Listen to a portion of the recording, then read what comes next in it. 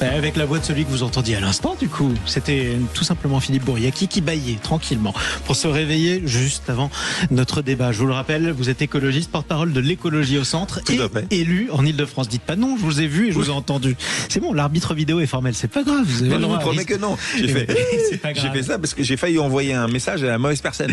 C'est pas grave, vous l'avez pas envoyé, mais maintenant toute la France est au courant que vous avez failli le faire. Quoi qu'il en soit, nous sommes avec Rizlen Selika aussi, qui est journaliste, par ailleurs réalisatrice, notamment pour M6 et pour la série Arnaque. Vous êtes par ailleurs podcasteuse. Et puis nous sommes avec Jean-Luc Benamias en duplex depuis sa belle Drôme, qui est membre de la Ligue des droits de l'homme. Tout de suite notre premier débat. Les vraies voix Sud Radio, le grand débat du jour. Rien ne va plus entre la France et Israël, en particulier entre le chef d'État français, Emmanuel Macron, et le Premier ministre israélien Benyamin Netanyahou. Dans la nuit, il a rendu public une lettre, Benyamin Netanyahou, qui s'adressait à la France et en particulier à Emmanuel Macron. Je le cite: « Votre appel à un État palestinien alimente le feu antisémite », texte qui a été rendu public ce mardi. Une déclaration de Benyamin Netanyahou qui a été qualifiée aussitôt d'erronée mais d'abjecte par l'Élysée, qui ajoute: « La République protège et protégera toujours ses compatriotes de confession juive. La période exige gravité, responsabilité, pas d'amalgame ou de manipulation. » Bref, rien ne va plus entre Israël et entre la France. Et on va se demander qui est responsable de cette dégradation. On va parler aussi de la situation en Israël, avec notamment ces manifestations qui continuent, souvent pour l'arrêt de la guerre, pour la libération des otages. On va parler du sort de ces otages.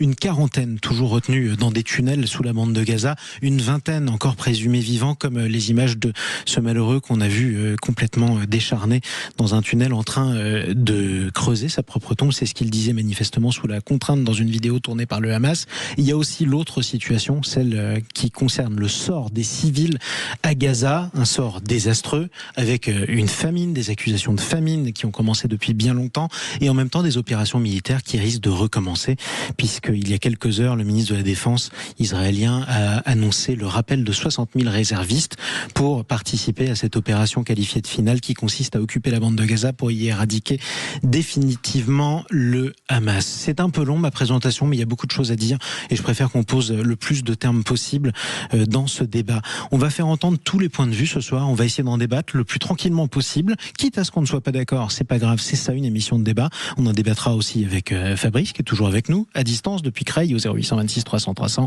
Jean-Luc Benamias, Philippe Bouriaki et Rizlen Selika. Première question pour Jean-Luc Benamias, parce que c'est à vous que j'ai envie de la poser. Qui, pour vous, est le premier responsable de la dégradation inédite des relations entre nos deux pays ? Mais déjà, premier point, la dégradation, c'est pas entre nos deux pays. C'est entre Israël et un nombre incroyable de pays du monde.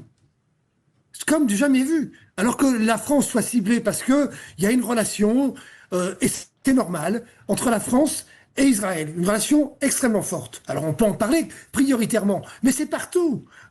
La responsabilité, je vais y aller tout de suite. Bien évidemment que M. Macron, je ne suis pas souvent d'accord avec lui. Mais là, je suis d'accord avec lui, même si ses positions sont tardives. Je suis d'accord avec lui. Et donc, dans ce cadre-là, comment peut-on penser une seule seconde que les déclarations, qui sont quand même pas très nouvelles au niveau mondial, de savoir est-ce que la Palestine a le droit d'avoir un État ? Pour moi, la réponse est oui depuis très longtemps. Il y a bien eu les accords de paix qui ont été faits, j'ai regardé tout à l'heure. Les premiers accords de paix, à peu près réels, datent de 1993. On en est toujours là. Ce que fait le gouvernement israélien, je dis bien le gouvernement israélien aujourd'hui, et notamment sur Gaza. Moi, je veux bien qu'on dise recréons un État palestinien, mais sur Gaza, on est en train d'éliminer complètement la population de Gaza.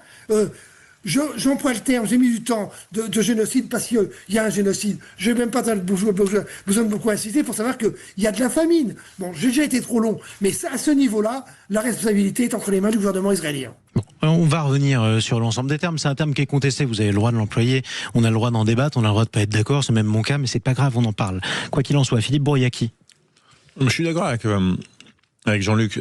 Premièrement, c'est pas une mauvaise entente entre la France et Israël ou l'Israël et la France, c'est le gouvernement israélien qui refuse d'entendre autre chose que ce que lui a annoncé, avec le soutien total et la bénédiction des États-Unis, donc il dit le reste du monde, j'en ai rien à faire. Et aujourd'hui, tu as quasiment 170 pays qui ont reconnu un État palestinien. La France, et je remercie le président de la République, s'apprête à faire cet acte qui n'est pas un acte courageux, c'est un acte qui a été défini par les Nations Unies. Donc par conséquent, on respecte les résolutions des Nations Unies, sinon on se barre des Nations Unies. Je le redis, et j'ai été frappé dans ma chair le 7 octobre. On a été pris en otage par les islamistes du Hamas et par l'extrême droite israélienne. Et donc, si tu choisis pas un camp ou un autre, t'es un traître à un camp ou à un autre. Non, nous, les démocrates, les républicains, les progressistes, nous n'avons pas envie de choisir entre les islamistes et les extrêmes droites. Nous voulons choisir la paix. Nous demandons la libération de tous les otages. Nous condamnons, comme le président de la République l'a fait, les crimes qui ont été commis, le pogrom qui a été commis par le Hamas, comme nous condamnons ce que le gouvernement d'extrême droite israélien est en train de faire à des pauvres civils qui ne peuvent aller nulle part, ils sont emprisonnés. On leur dit, allez au sud, ils vont au sud, on les bombarde au sud. Remontez au nord, ils remontent au nord, on les bombarde au nord. Alors, ils sont pris en otage, effectivement, aussi par le Hamas. Et les images dont tu as parlé, ce pauvre en train de creuser sa tombe, sont dévastatrices. Au moment où plusieurs États européens disent on va reconnaître la Palestine, t'as le Hamas qui diffuse ça. Enfin, on a l'impression que le Hamas alimente l'extrême droite israélienne et l'extrême droite israélienne alimente le Hamas. Et les décisions qui sont prises par le gouvernement israélien de construire des colonies supplémentaires pour diviser la Cisjordanie en deux, c'est quoi ? C'est vouloir la paix ? Non, c'est une occupation d'une terre qui a été défini dans des accords de l'ONU, qui est grignoté de jour après jour après jour après jour, jusqu'au moment où tu arrives à une situation où on nous oblige à choisir entre le mal et le mal. Je n'ai pas envie de choisir entre ces deux mal-là. Aujourd'hui, moi, je suis fier de voir tous ces Israéliens qui sont dehors, qui sont en train de manifester. Et je rappellerai qu'avant le 7 octobre, c'est ce qu'attendait Benyamin Netanyahou, c'était la prison, et il voulait réformer la justice pour ne pas aller en prison.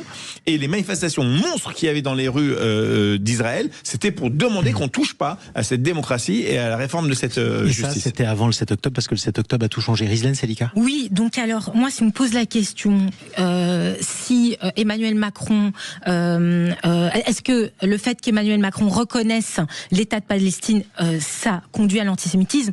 Moi, clair et net, je dis non. Au contraire, moi, je trouve que ça apaise le monde entier, en tous les cas, les pays de l'Union européenne reconnaissent... Alors, pas tant que ça, d'ailleurs, c'est intéressant, mais on va y revenir. Il y a plus de 150 pays qui reconnaissent sur 193. Donc, je veux dire, on n'a pas entendu non plus Emmanuel Macron. Après, la France a un pouvoir, voilà, enfin, je veux dire, elle a quand même une reconnaissance internationale, surtout par rapport à la communauté européenne. Donc, c'est très bien qu'aujourd'hui, on prend nos responsabilités. Et par rapport à mes collègues, je suis absolument d'accord. Et Monsieur Benamias dit le terme génocide. Oui. Moi, c'est ce que j'avais dit la dernière fois. Il y a un génocide qui se passe à Gaza et il ne faut pas que ce mot soit un tabou. Et vous pensez que ça nous fait plaisir de dire qu'il y a un génocide qui se passe à Gaza ? Non, ça ne nous fait pas plaisir. Mais c'est Amnesty International, ce sont les ONG, Oxfam. Il y a des bombardements incessants, plus de 60 000 morts. Donc cette famine, des enfants déchiquetés, des hôpitaux rasés. Il y a des enfants qu'on opère sans anesthésie. Et ça, ce sont des humanitaires qui nous le disent. Et c'est notre responsabilité de journalistes, d'éditorialistes, de politiques, de retracer ces faits. Donc ces faits. Et oui, la France aujourd'hui, elle est fracturée. Ça, c'est une réalité. Mais cette reconnaissance, normalement, doit mettre main dans la main pour... En fait, c'est une volonté internationale. C'est un alignement sur une volonté internationale politique. Parce que, en fait, ok, l'humanitaire, mais aussi la dimension politique. Il faut arrêter d'être ce déni politique, en fait, par rapport à la Palestine. Et il faut enfin reconnaître ce pays. Et c'est vrai, se trouver à minima une solution politique à cette guerre. Ça, on va en parler justement. J'apporterai en plus un peu la contradiction, ne serait-ce que parce que vous l'avez remarqué, d'ailleurs, vous êtes tous les trois d'accord là-dessus, dans ce sens-là. Ça n'a pas toujours été le cas dans tous les studios et dans toutes les émissions. Donc on va faire en sorte de faire entendre toutes les opinions, y compris celle de Fabrice dans un instant. Mais avant ça, Fabrice, je voudrais qu'on fasse entendre l'invité de Jean-François Akili, qui était là ce matin, dans le Grand Matin Sud Radio. Il s'appelle Arié Ben Semoun. Alors il a deux casquettes. D'une part, lui, c'est l'ancien président de la communauté juive de Toulouse pendant les attentats de Mohamed Merah. C'est d'ailleurs comme ça que Sud Radio l'a connu et qu'il avait connu Sud Radio. Aujourd'hui, il fait tout autre chose. Il est le directeur général d'Elnet, c'est une organisation qui œuvre aux relations entre Israël et la France. Lui, il est scandalisé par ce qu'a fait Emmanuel Macron. On va écouter ce qu'il a dit ce matin. Écoutez, vous savez, la situation est extrêmement tendue. Le président de la République a pris une décision extrêmement grave qui consiste à reconnaître de manière unilatérale et sans aucune condition un État palestinien. C'est incontestablement une manière de récompenser le Hamas pour les crimes du 7 octobre. Alors, il n'est pas là pour répondre, donc c'est pour ça, mais c'est important qu'il puisse. Vous allez réagir les uns et les autres, tous. On donne la parole à Fabrice. 0826 300 300. Vous êtes là, Fabrice ? Tout à fait. Depuis Creil, on a entendu plein de choses, aussi bien ce soir d'ailleurs, et c'est intéressant d'en débattre, que ce matin. Comment vous vivez cette crise ? Comment vous vivez d'ailleurs, en gros, que devrait faire la France pour vous dans cette situation ? Tout simple. Mon point de vue, déjà, on a deux protagonistes. On a le président Macron, c'est le président de tout est son contraire, versus Netanyahou, qui a intérêt à mettre le feu partout, aussi bien diplomatiquement que sur le terrain, notamment en autorisant l'opération en chariot de Gédéon 2 pour annexer Gaza. Tout ça pour éviter le tribunal en septembre. Voilà. C'est comme ça que vous le voyez, vous. Pour vous, il n'y en a pas un pour rattraper l'autre. Évidemment, ils ne font pas la même chose. Mais en tout cas, c'est comme ça que vous le vivez. Tout à fait. Vous dites qu'il fait tout et tout son contraire, Emmanuel Macron. C'est pas complètement faux dans cette guerre, parce que la première décision d'Emmanuel Macron, c'était de proposer à Benyamin Netanyahou, si on se souvient bien, juste après le 7 octobre, d'envoyer l'armée française à Gaza avec d'autres armées, justement pour éradiquer le Hamas. Il a changé de position sur le sujet. Oui, mais là, on a des... Excusez-moi, peut-être l'auditeur voulait répondre. Fabrice ? Oui, en fait, il y avait un préalable à la libération des otages, si je me rappelle bien, au niveau de Macron. Et là, il y a plus de préalable. Ça, c'est vrai. Voilà. La différence, c'est que le gouvernement français l'a dit, quand on reconnaît l'indépendance de la Palestine, ou du moins la Palestine comme État, on ne reconnaît pas du tout une structure dirigée par le Hamas. Au contraire, c'est non, mais de toute manière, le Hamas, je suis désolée, il est détruit. Il y a même des membres, en fait, de la sécurité, des anciens membres de la sécurité israélienne, qui dit bien qu'aujourd'hui, il faut arrêter cette guerre, et que oui, il doit y avoir des membres du Hamas qui existent encore. Mais la preuve, puisqu'il y a toujours les otages, d'ailleurs, donc ils sont bien retenus par quelqu'un. Oui, mais par exemple, on a fait aussi un amalgame entre les journalistes palestiniens et les membres du Hamas. Mais les journalistes, ils ont été ciblés dans leur tente humanitaire. Ils n'étaient pas dans les tunnels. Et puis, imaginons qu'il y aurait des soupçons. À ce moment-là, on fait des vraies enquêtes. On bombarde pas comme ça des gens, 5 personnes, plus de 200 journalistes selon Reporters sans frontières. Donc moi, en fait, ce que je dis, c'est vraiment des sources des ONG. Donc nous, on n'est pas là à l'époque du 7 octobre, tout le monde a dit que c'était un pogrom, que c'était des crimes contre l'humanité. Amnesty International aussi, il a dit que c'était des crimes contre l'humanité. Et donc là, aujourd'hui, on doit appeler un chat un chat. C'est un génocide qui se passe à Gaza. Alors, quelle situation maintenant et que faire ? Parce qu'on dit effectivement le Hamas est détruit. Malgré tout, comme je le disais à l'instant, on voit toujours les images des otages. Ils sont toujours retenus. D'ailleurs, le Hamas communique toujours. Et il y a encore il y a encore, d'ailleurs, ça c'est vrai, il y a une proposition de cessez-le-feu qui est étudiée en ce moment, mais il y a encore des combats malgré tout. Donc ça veut dire que, quoi qu'il arrive et quelle que soit la manière dont ça a été mené, on est face à un échec militaire. Et le Hamas, cette organisation terroriste, est toujours là, Philippe Bouriaquier. Alors, elle est sûrement beaucoup plus affaiblie qu'au début, mais c'est vrai qu'elle est là puisqu'elle contrôle encore, y compris l'aide humanitaire qui rentre. Rien ne rentre sans l'autorisation et l'aval du Hamas, et c'est elle qui fait les distributions.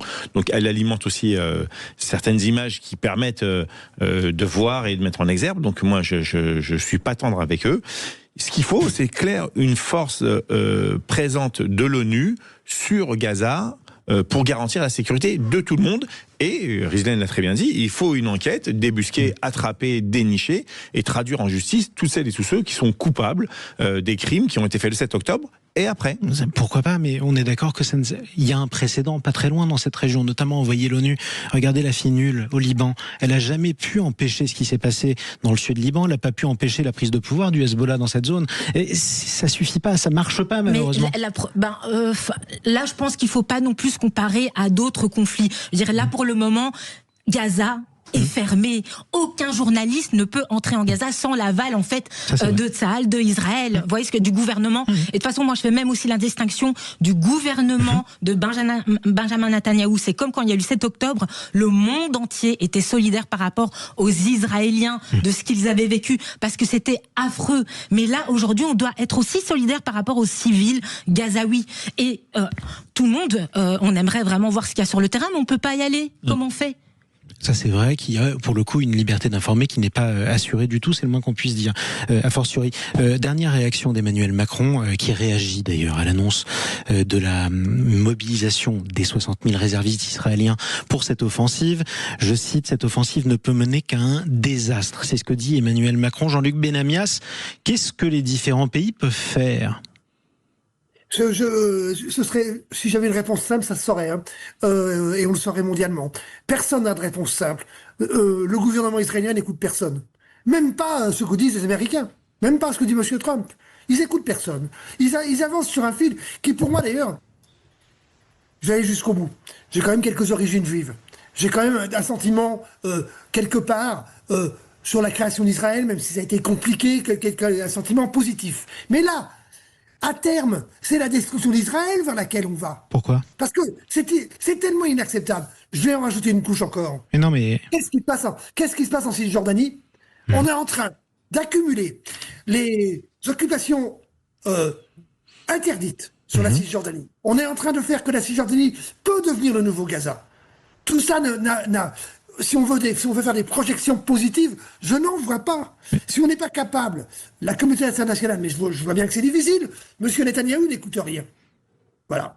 Mais je vais répondre et vous apporter aussi la contradiction là-dessus, parce que vous dites on est en train, en colonisant, ce qui se passe d'ailleurs de manière illégale, c'est un fait, la Cisjordanie, de faire de la Cisjordanie un nouveau Gaza. Mais il y a une grosse différence entre les deux. C'est que le 7 octobre qui est parti de la bande de Gaza, dans la bande de Gaza, vous n'aviez pas une seule colonie israélienne. Elles avaient au contraire été évacuées par Ariel Sharon. Et c'est un des arguments des Israéliens. Sous blocus aussi. Certes, mais c'est un des arguments quand même, et c'est important de le rappeler, des Israéliens. Il faut l'entendre. Quand on en est parti en donnant ce gage, en laissant la bande de Gaza, de quoi on a hérité ? D'un État qui était contrôlé par une organisation terroriste qui a fait ce que tout le monde a dénoncé ici, il n'y a pas de souci. Mais donc, comment on fait ? Non, mais après, il faut se référer au droit international. D'avoir laissé éliminer l'OLP. La direction de l'OLP. Quand je dis d'avoir laissé, c'est pas les Israéliens tout seuls. On va c'est rappeler ce que c'est. Parce que ça date un petit peu, l'Organisation de Libération de la Palestine, qui a donné naissance au Fatah, le parti notamment qui est au pouvoir dans l'autorité palestinienne avec Mahmoud Abbas. Il y avait des accords de paix. Il y avait des accords de paix, effectivement.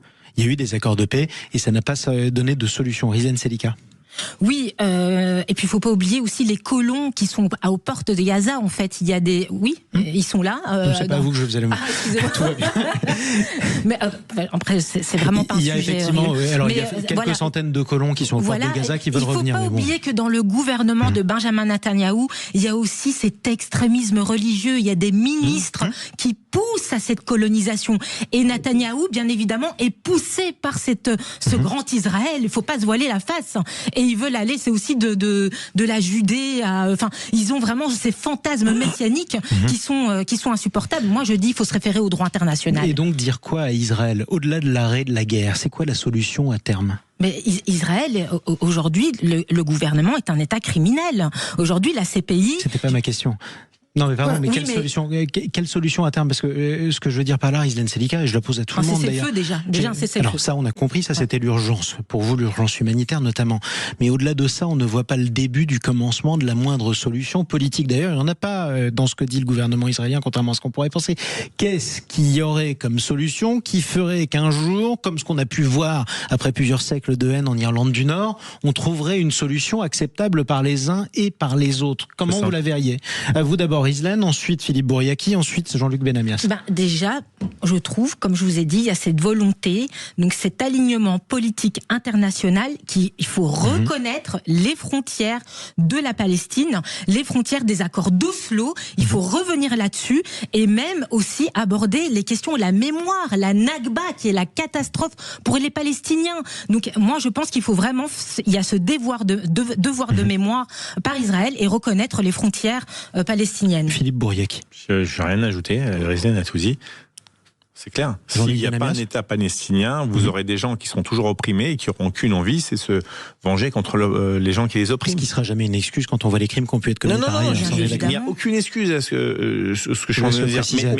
Mais en même temps, bien évidemment. Mais en même temps, il faut qu'on soit capable de condamner celles et ceux qui ne respectent pas les lois internationales et celles et ceux qui oppriment un autre peuple. Donc là, il y a des gouvernements d'extrême droite qui ne veulent rien entendre. Il y a des messianiques, qui tu l'as très bien dit, Rizlan, qui n'arrivent même pas à prononcer le mot de Cisjordanie. Cisjordanie, pour eux, c'est la Judée-Sainte-Marie. Donc, il n'y a rien à faire. Dans une déshumanisation aussi des Palestiniens. On a un vrai problème avec ça. Il n'y a jamais d'excuse au terrorisme. C'est ça le problème.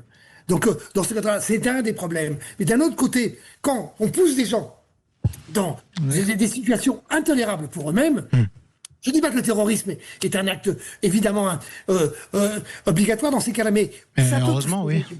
Ça peut pousser les gens. Je sais bien, ça peut pousser les gens là-dedans. Non, mais je sais, mais quand vous le dites, c'est pour ça je prends le temps d'en parler. Vous allez me répondre, Jean-Luc. Mais quand vous dites qu'il n'y a jamais d'excuse au terrorisme, en général, dans ce genre de phrase, on entend toujours, on ne retient que le mais qui suit. C'est pour ça que je vous laisse le temps de le préciser, ce propos. Parce que s'il n'y a pas d'excuse, il n'y a pas d'excuse, quel que soit le score, le sort inacceptable. Si, je me dis. Mais ça fait des. Alors, Jean-Luc d'abord, pardon, qui précise son propos. J'ai pas dit mais, je n'exprime aucune compassion par rapport à tout acte terroriste. Je n'exprime évidemment aucune compassion par rapport à ce qui s'est passé le 7 octobre. Le 7 octobre, quand j'ai vu le 7 octobre, je me suis dit, le Hamas est en train de se suicider. Voilà, c'est c'est peut-être la seule chose qu'ils auront réussi à faire d'ailleurs au terme de cette journée maudite. On y reviendra quoi qu'il en soit. Je suis désolé, on arrive au terme de ce débat. Je voulais dire que Benjamin Netanyahou a renforcé aussi le Hamas quelque part. Je veux dire, c'est lui aussi qui a fait que le Hamas est devenu une force et une sorte de de seule alternative pour les Palestiniens, parce que ceux de Gaza en tout cas, pas les autres. Oui, voilà, mais parce que il y avait ce désespoir de ne pas voir le bout de. Faut pas oublier que on appelle des fois la Palestine les territoires occupés. Ça veut tout dire. On y reviendra aussi. Il faut aussi rappeler, il y a une autre chose dont on parle très peu d'ailleurs, parce qu'on peut pas notamment envoyer des journalistes. Vous avez eu des manifestations, notamment de Gazaouis, contre le Hamas, et un certain nombre de fois, il faut le rappeler aussi. On reviendra sur ce drame, parce que de toute façon, malheureusement, il n'est pas terminé. Et avant ça, on va essayer de se détendre un petit peu. Avec vous trois, et vous quatre même, Fabrice, dans un instant, on va tester votre connaissance de l'actualité. Sud Radio.